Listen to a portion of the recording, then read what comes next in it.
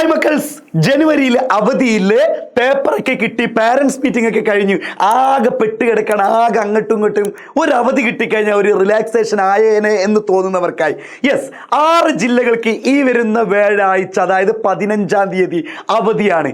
എന്താണ് സാറേ 6 ജില്ലകൾക്ക് മാത്രം, എന്താണ് ഈ 6 ജില്ലകൾക്ക് വ്യാഴാഴ്ച അവധി വരാനുള്ള കാരണം?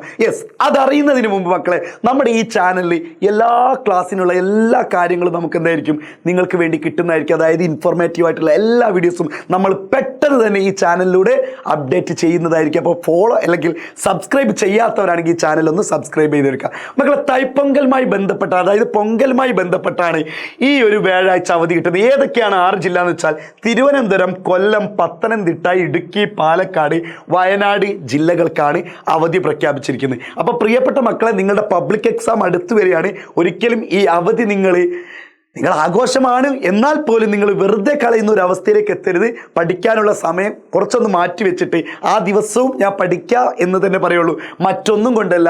എക്സാമിന് ഇനി വളരെ തുച്ഛം ദിവസം മാത്രമേ ഉള്ളൂ. അപ്പോൾ അത് നമ്മുടെ മനസ്സിൽ കാണാം. ആഘോഷങ്ങൾ ഇനി അടുത്ത വർഷവും വരും, അതൊക്കെ മനസ്സിലാക്കി വെക്കുക. ഇതൊരു പബ്ലിക് എക്സാം ആണ് നിങ്ങളുടെ മുന്നിൽ കാണുന്നത്. പ്രത്യേകിച്ച് SSLC പിള്ളേരോടൊക്കെ നമ്മൾ പ്രത്യേകം, അല്ലെങ്കിൽ +1 +2 കാരൻ മെയിൻ പബ്ലിക് എക്സാം ഉള്ളവരോടൊക്കെ നമ്മൾ പ്രത്യേകം പറയാണ്, നിങ്ങൾ നിങ്ങളുടെ രീതിക്ക് തന്നെ എന്ത് ചെയ്യണം, കൃത്യമായിട്ട് പഠിക്കുക.